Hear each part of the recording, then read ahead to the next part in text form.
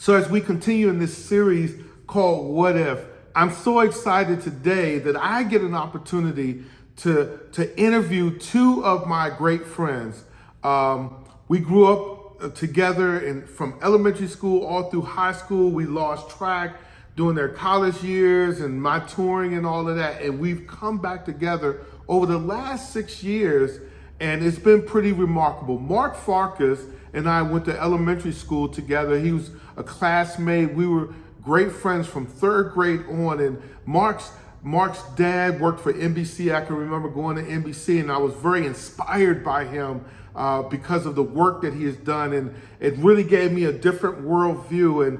And as Mark is a personal friend, he's an accomplished producer who has produced with C-SPAN for years, a writer, an author. He's an ally of peace and justice for humanity. And Mark used to describe himself as this hopeful agnostic. And Mark now says, and this is quote, "I would say I'm a believer in the gift as a higher power who is not Christian, Muslim, or Jew or Jewish, but God lives within each of us." And so that's Mark's take on spirituality and religion. Phil's a little different. Phil's a great friend. I've known Phil since elementary school, and Phil was a freelance journalist. You may have seen him on CNN or MSNBC or whatever. I mean, he's world traveled, been to multiple countries, and has worked for the UN he's a noted author, has written several books. He's a great friend of mine for over 40 years. And Phil probably would describe himself a little bit more of maybe not a believer, particularly he would say in the brand of Christianity. And so we have my two friends who have different faith walks. One is a Jew, one is white, and here I am as an African American, and we forge together in this beautiful, complex world that we live in around this conversation, loving and respectful, riveting conversation, asking the question, what if Christians act like Jesus?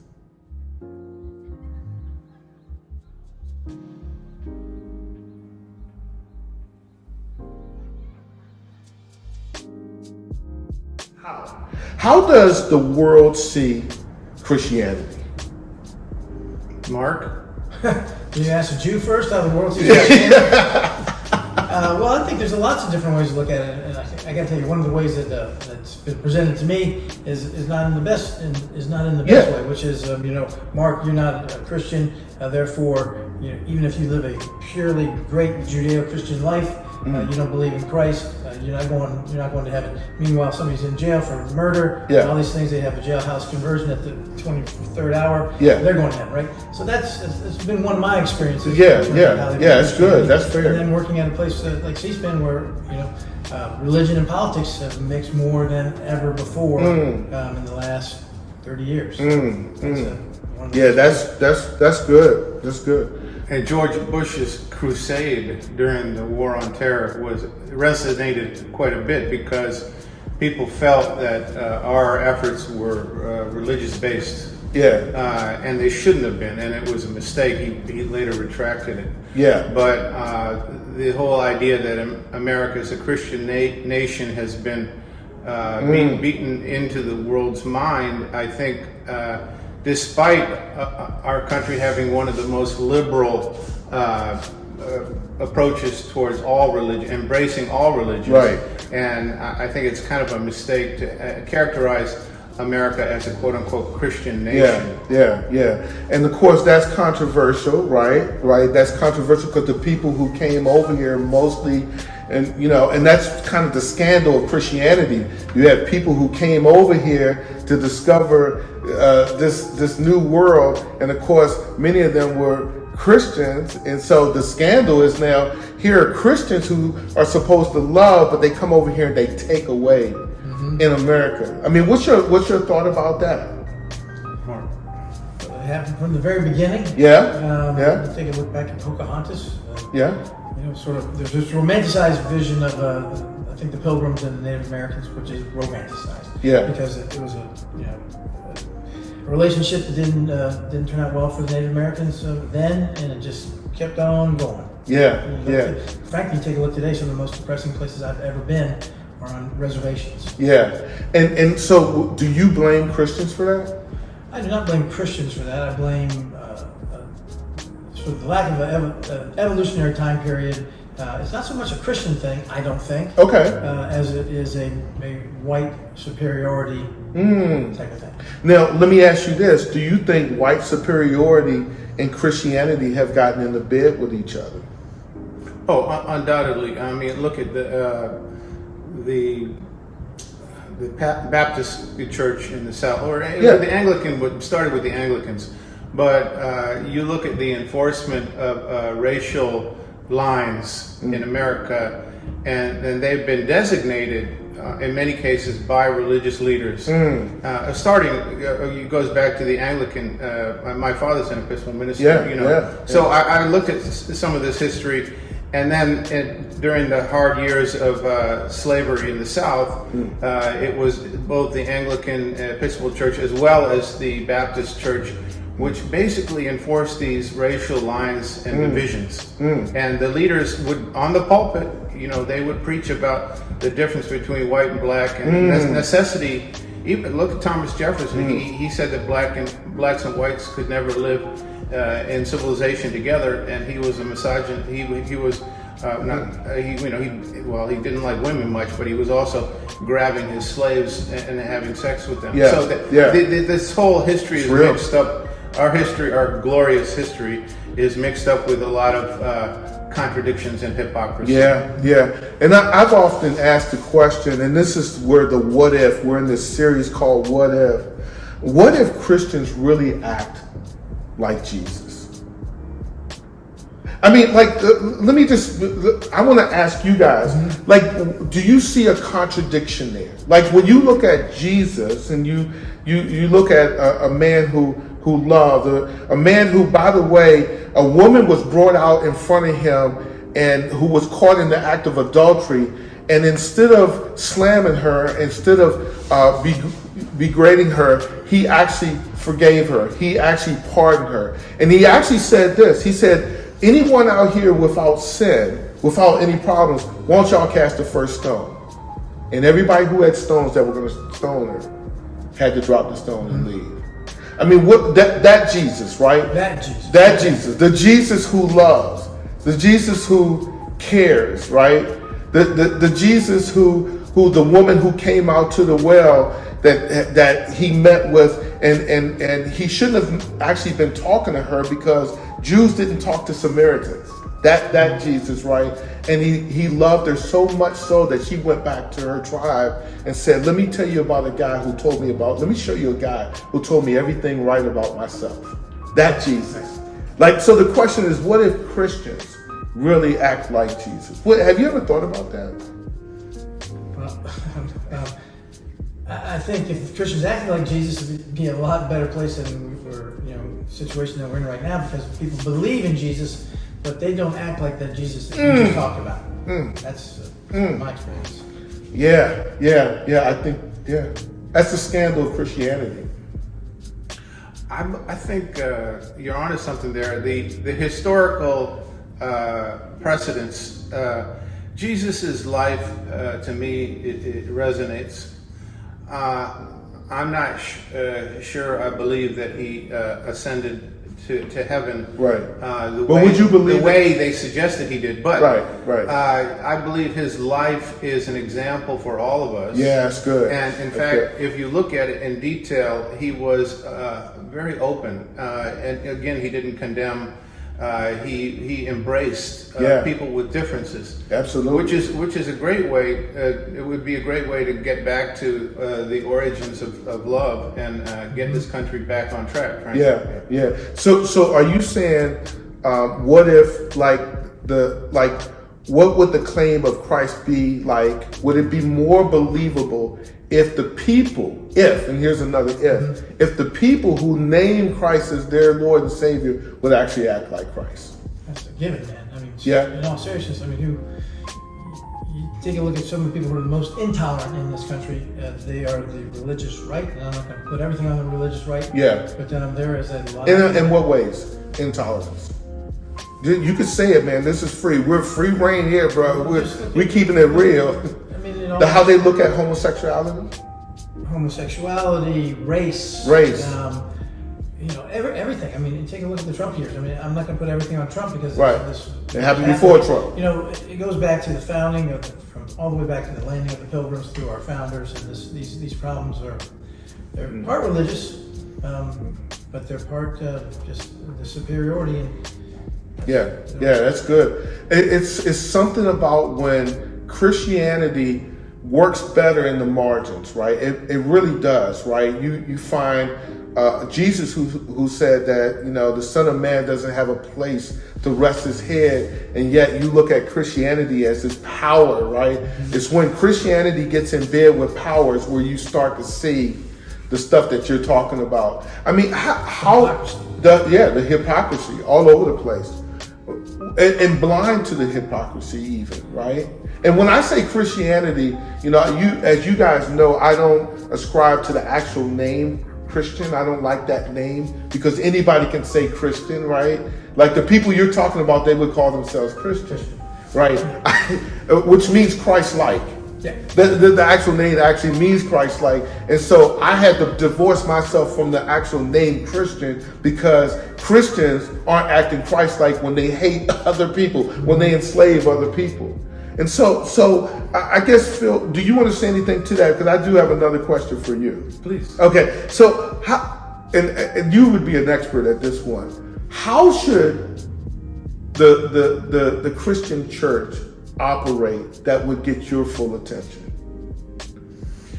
Well, I think that the church, in some regards, I mean, you know, okay, for example, the seminary right up here in the corner, is now very multiracial, and they're trying to.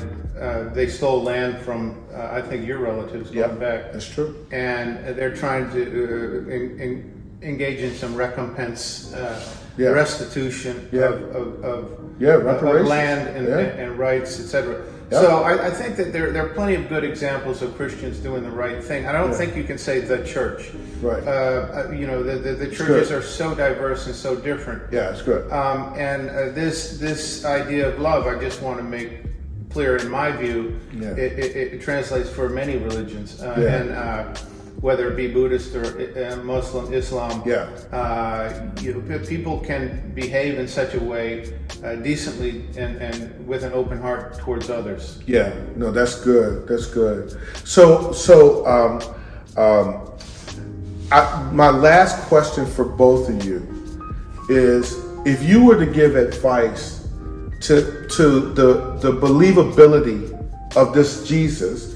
I think you would agree that there is a historical record of Jesus, whether he ascended and all of that. Sure. You know, that could be in question for you, but you would agree that there was a Jesus who walked here on earth. Matthew, Mark, Luke, and John wrote about it. Right. Well, yeah, and there's a guy by the name of Phillip who actually walked with them. There was spelled with one L, but So use the right spelling, Mark. The Mark was right. The Mark was right. So just give us, like, hey, to Christians, what could Christians do better to get the attention of people in the real world, like the world out here who need to see something? Well, you know, again, to me, it's not a Christian thing. Okay. It's not I mean, you just look at what the Dalai Lama says. Yeah. You know, we are here, basically, and I agree with this, we are here to help other people. Right? Yeah. And if you can't help everyone, at least don't hurt them, right? Yeah. And so that's how I try to live. Yeah. And so that, for me, like the essence of what God is like in here. Yeah. In me. Yeah. And it's to be kind to others and help others. Yeah. Again, if you can't help them, don't hurt them. Yeah, you know, I wasn't the Dalai Lama who also said, I don't ascribe to Christians, but I ascribe to Jesus, who something to that extent. I can't remember the exact quote, but I can't get with the Christians themselves, but I can certainly get with the Christ who the Christians supposedly represent. That's it. I think what I said about the Dalai Lama goes back to what you said about Jesus, right? Yeah. He was helping somebody. Yeah, it's good. It's good. I can add to that. Yes. Because I got to speak once, 45 minutes personally, one-on-one with the Dalai Lama. If we could sum this up with you guys, like just one thing that we're speaking specifically about Christians right now, right? What if, because the question is like, what if Christians really act like Jesus? Like that is real. So what I want you to give us an advice as and I'm saying Christian loosely because I'm a part of that family. So it's like Christians are like the cousin that you really don't like, but they're still family. No. Of course. I mean, look, break it down to the stories of Jesus engaging with the public. Yeah, it's good. Often that people don't focus in on those stories. Yeah, it's good. That was a brilliant, short and concise summary of the don't cast the stone, because then everybody, you said, dropped their stone. I don't remember that part of the story, but I think that's what would have happened, right? That's and so it's kind of a moment in your mind, and so it's a metaphor for how to behave. So if Christians were able to focus on this, and I try to focus personally on these issues too. You do. I can become, I always take count to 10 if I get angry. Yeah, 100 if I get really angry. Yeah. But the bottom line is, and breathe. Right.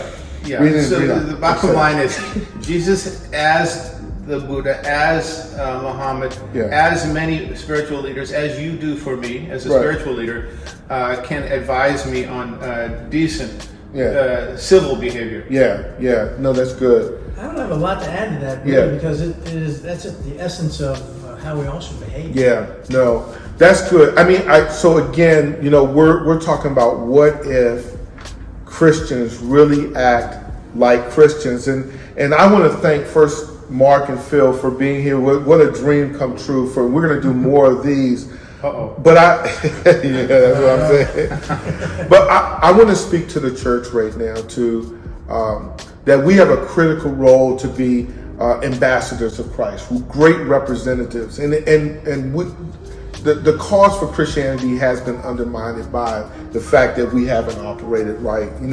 We're supposed to be lovers of humanity and not condemners of humanity.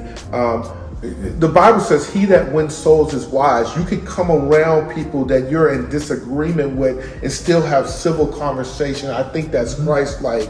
I love the fact that here's Jesus, who a guy asked him, "What must I do to be right? Like, how could I get in?" And he says to him, "What does the Bible say? He's talking to a Jewish guy. He says, "Love the Lord your God with all your heart, soul, and mind, and love your neighbor as yourself." As I conclude with this, I think one of the best ways in which you can demonstrate the case for Christ is how you love your neighbor. And here's the demonstration that he uses in the Bible. A Samaritan guy that came to the rescue of a Jewish guy. And so the Jewish guy is on the pathway, and he's on the highway, and the rabbi walks by, and the teacher of the law walks by, and everybody that's religious that should have helped this Jewish guy, his own people walk by him, but a Samaritan comes. And the Samaritan comes, he gets him, he bandages him up, he puts him on his own donkey, he takes him to the inn, he pays for him, and he shows this demonstration of love. And Jesus goes back and says, "Your loving your neighbor looks like this," like what I just described to you. He's not a part of your people group, but that's an example of love. And so my question for all of us, what if we did what Jesus did? What if Christians really act like Jesus? So, hey, want to thank you again for being with us. Fist bump. We'll do this again. All right. Peace out. And as we always say, they don't know this yet. Go in. Peace. Change the world. Change the world. I love it. All right. Thank you.